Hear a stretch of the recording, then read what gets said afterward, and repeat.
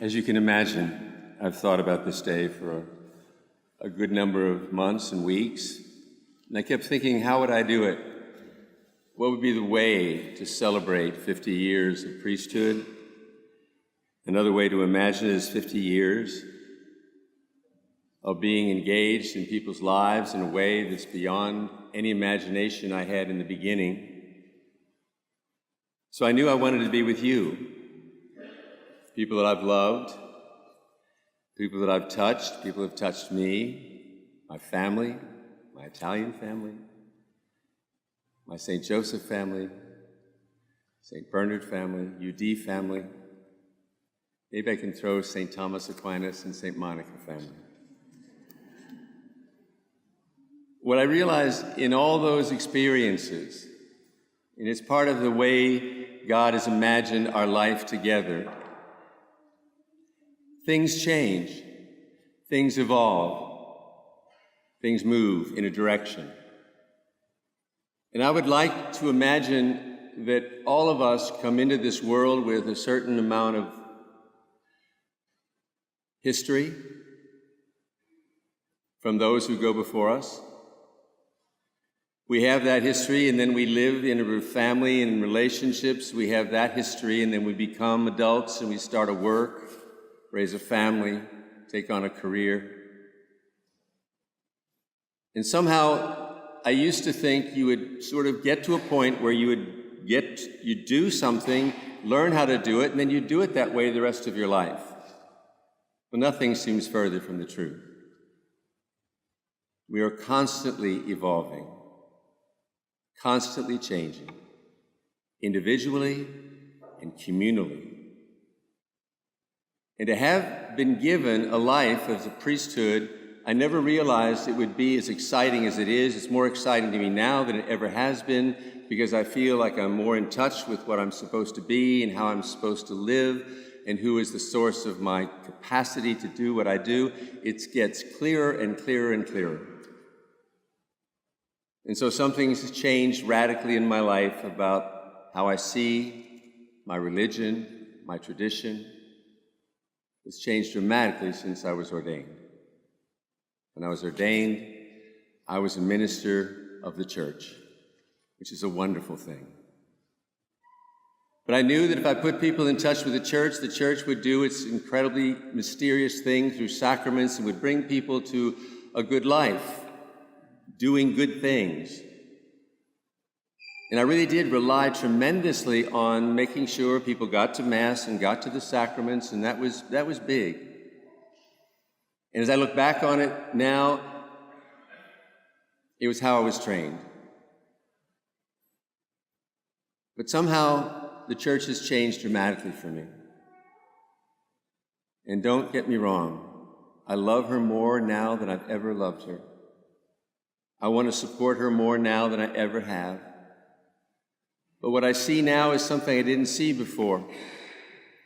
And I listen to these readings, and the readings are the readings for tomorrow, Sunday. 50 years ago, and I can't remember, I don't even know if I did preach at my first Mass. Did I preach at my first Mass, Dennis? No. That's right.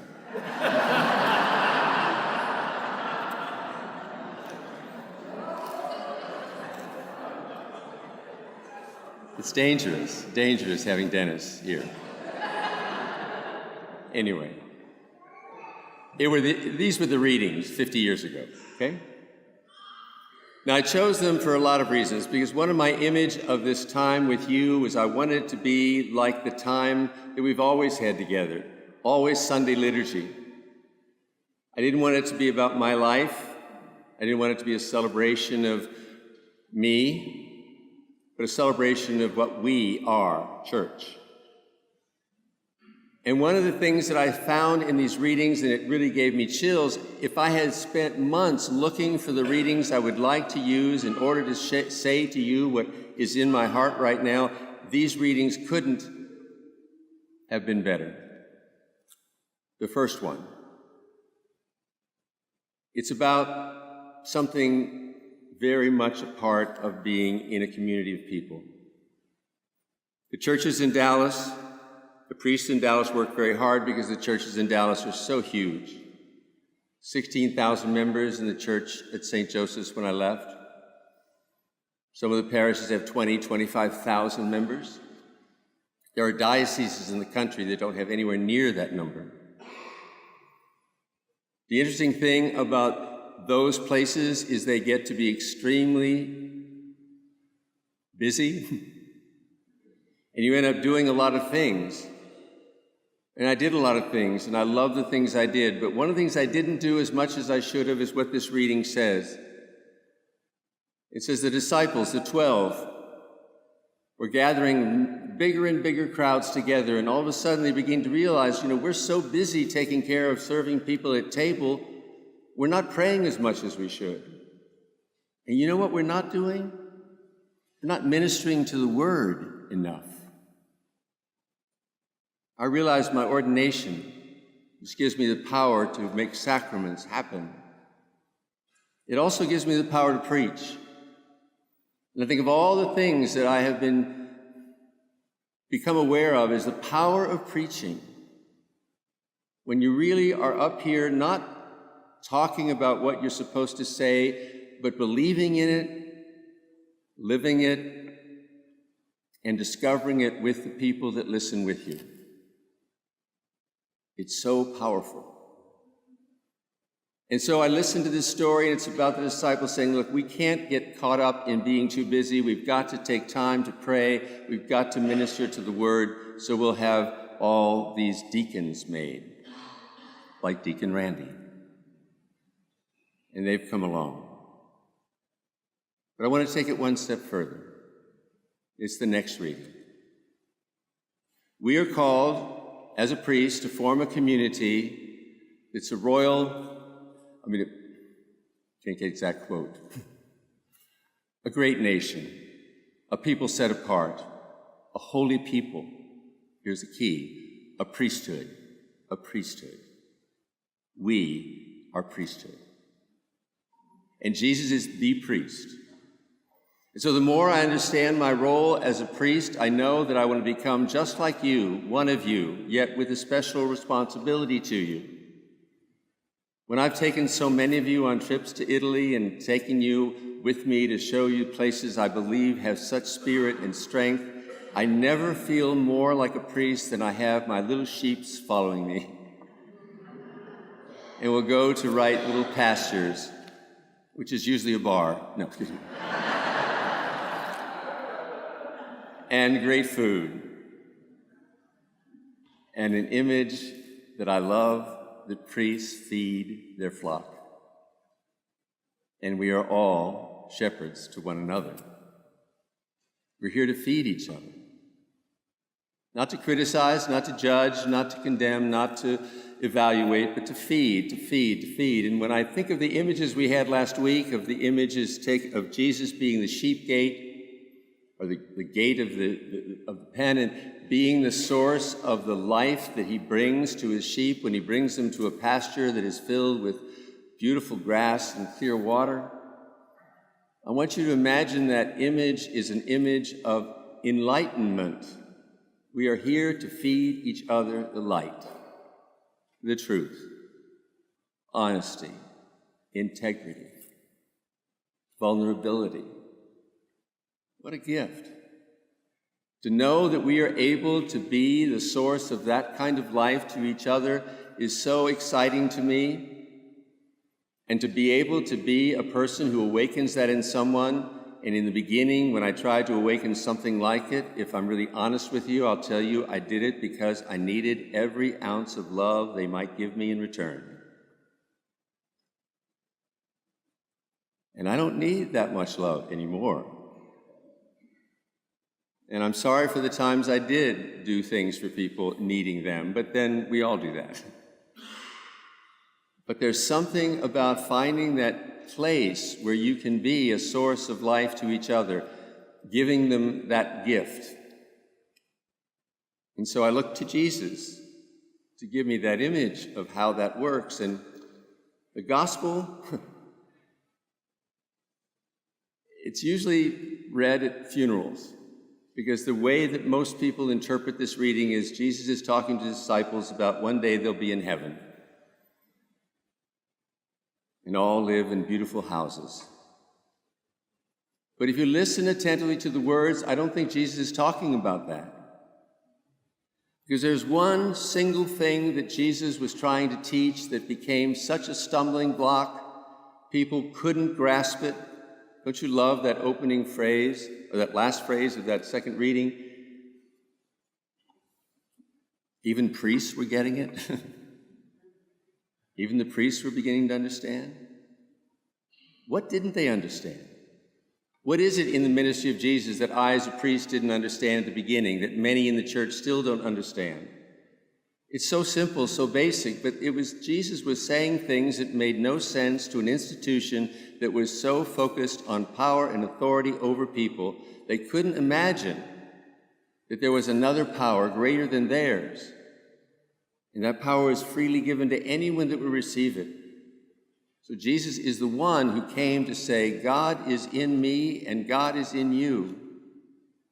And if I can awaken that in you, if I can awaken that shepherd, that real shepherd inside of you, and he is your guide, he is the one who's leading you to pastures where not only will you be fed, but you will lead your friends, your family, your circle into those same places.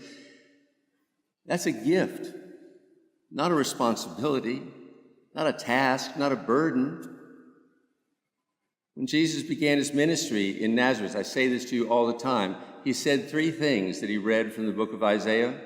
I've come into the world to open the eyes of the blind so you can see who you are, who I am in you, who you can be through me for each other. I want you to see that. And then I want you to realize that there's a way in which you can live in this world where you're imprisoned in something that we could call a zillion names, needing too much from others.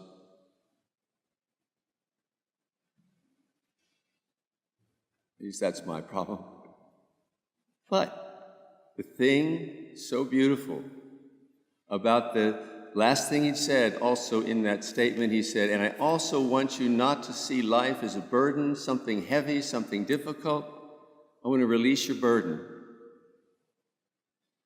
To be told you're forgiven, you're safe, you're loved, you have a destiny, a gift inside of you worth more than any amount of money that you can give to anyone by freely deciding to do it. A waiter, a waitress, a clerk, a friend, a lover, a partner, a parishioner, another priest. That's what he longed to show them, and it was a stumbling block. So at the end, when Jesus is ready to leave his disciples, he's been with them for 3 years. It makes me feel better. It's taken me 50 to get close to what I think I should have had in the beginning. No. I shouldn't have had it then. It's a terrible thing to say. We should never say if we've grown that we should have been where we are now and we shouldn't have been where we were. That's wrong. But I was where I was, and I've come through what I've come through to get to the place where I am, and what I see in this statement of Jesus in the gospel, so beautiful, so powerful to me. He's looking at his disciples and he said, don't you understand what I've been trying to say to you? The church, the institution, please, no, I'm talking about a negative image, not the image that Jesus has given us, not who we are, not the Catholic Church or any other church. In fact, I find myself, Dennis, don't take this literally, but I find myself at times, I don't want to use the word Catholic as much as I want to use the word Christian, or Christian, or Christ followers. Not that I don't believe in the guidance of the church and its beauty, but the thought that one church is more than another, better than another, seems so incongruous to me if it's all about a God living inside of you who is the same God no matter what religion you're a part of. He's one. He's one. And all he's saying is, if you could understand, Philip, That the incarnation, this gift that I have, this thing that I've come into the world to explain, if you could just understand that what it is, it's God in me. Don't you realize? How can you ask to see God if you know me, Philip? If you see me, you see God. That must have sounded so crazy to them. And then when the church tries to explain how a person can be God and man, I love the answer because it leaves the imagination wide open. You can be 100% divine and 100% human at the same time. How do you do that? Well, this mystery of God in you and God in me and you in me and me in you and all of that is so beautiful and powerful to me. But can I explain to anybody how it works? Of course not. All I know is what it feels like. And I know what it feels like to be loved. I know what it feels like to love with a power that's not simply my human nature, but something so much greater. It has no problem forgiving, no problem not judging, no problem in effecting a miracle in the life of another person. So what I see in these three readings is a reminder to me and to all of us how important it is to meditate and to pray and to spend time with the Word. How important it is to not get caught up in the stumbling block, not to think it's about you and your work and your will and your desires and trying to make yourself into the best whatever you need to be. It's not that. But if you can be open to a mystery as real, as powerful, and as mysterious as God in you right now, me and you and me, you can do that, the world is amazing. What I love about the Eucharist, which is the heart of the church for me, is that we celebrate this great mystery. And I love the fact that before we make Christ present in this mysterious way, which is just a reminder that if you could believe it's in Christ's spirit, Christ's presence is in bread and wine, if you could do that, believe that, then why would you not be able to believe that he's in you and in everything? In every living thing, he is there to be felt, to be experienced. That's his will. That's his desire. So what I'm saying is that this knowledge that I have now is what I want so badly for you to have. I want you to feel the enthusiasm, the energy, and the excitement. And in a few moments when we do this act at the altar, I love the thing in the preface before. It says we're going to say this prayer, God, and we're going to join with all the angels and saints. So every time you're celebrating a Mass, those are the words somehow in the preface at the end. It means the room is filled with angels, filled with deceased persons, people we've loved, people like Rose Teseo, whose Mass, I'm saying Mass for her today because it's her birthday. And she died, and her birthday was the same day as my ordination, and I made a promise a long time ago that on this day I would say Mass for her. And when you think that this is a gathering of everyone you've ever loved and everyone you've ever touched and has touched you, and they're all around you, and they're wanting you to know and feel what you feel, what I'm trying to share with you, I mean, it's mystical, awesome. And so that's what I wanted to share with you this morning. And because I love Sunday Mass with you, I decided that I would say all the prayers of the Mass. So if you're like me and don't worry so much about the time, because there's no time in heaven, you just celebrate your Sunday Mass. That's your decision. But I don't think we should worry so much about that, the hours, but the intention and the effectiveness and the love that we're here to experience.